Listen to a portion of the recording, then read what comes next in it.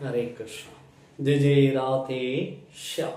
பக்தர்கள் அனைவருக்கும் அடியேன் வாமனதேவின் பணிவான நமஸ்காரம். இன்னைக்கு இந்த மனித வாழ்வில் எது உண்மையான வெற்றி, அதை பற்றி தான் நம்ம பார்க்க போறோம். பெரும்பாலான மக்கள் இந்த உலகத்தில் இருக்கக்கூடிய சௌகரியங்களை அடைஞ்சாச்சு அப்படின்னா அதை ஆகா ஓஹோ அப்படின்னு பிரம்மாண்டமா கொண்டாடுறாங்க, வெற்றியா நினைக்கிறாங்க. இது வெற்றியான்னு பார்த்தா உண்மையிலே வெற்றி கிடையாது. அப்படி வெற்றின்னு நினைத்தால் அது அறியாமை தான்.